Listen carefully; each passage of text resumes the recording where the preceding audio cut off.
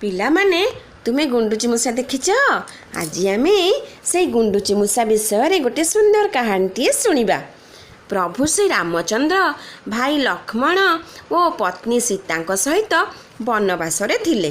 ଦିନେ ଲଙ୍କାର ରାଜା ରାବଣ ସୀତାଙ୍କୁ ତା ରଥରେ ବସାଇ ଲଙ୍କାକୁ ନେଇଗଲା। ଶ୍ରୀରାମଚନ୍ଦ୍ର ଲକ୍ଷ୍ମଣ ମନ ଦୁଃଖରେ ବହୁତ ଖୋଜିଲେ।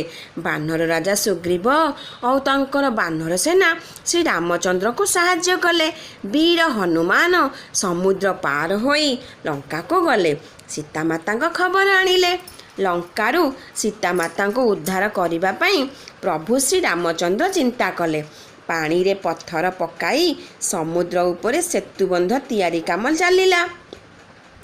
ନଳ, ନୀଳ, ଜାମ୍ବବାନ ଏବଂ ବାନର ସେନା ପ୍ରଭୁ ଶ୍ରୀରାମଙ୍କ ସହ ସେତୁବନ୍ଧ ତିଆରି କାମରେ ଲାଗି ପଡ଼ିଲେ।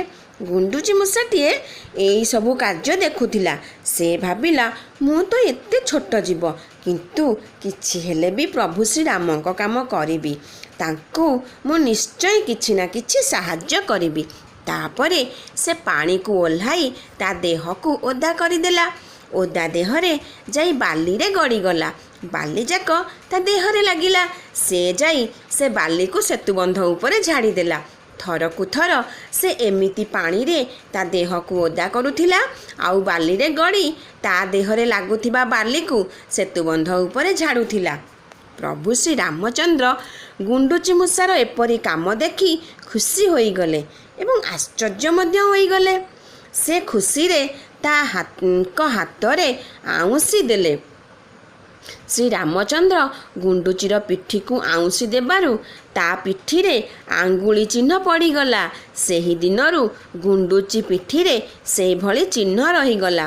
ଗୁଣ୍ଡୁଚି ଛୋଟିଆ ଜୀବ ହେଲେ କ'ଣ ହେଲା, ତାର ଇଚ୍ଛା ଏବଂ ଆଗ୍ରହ ଯୋଗୁଁ ସେ ପ୍ରଭୁ ଶ୍ରୀରାମଚନ୍ଦ୍ରଙ୍କ ସେବା କରିପାରିଲା।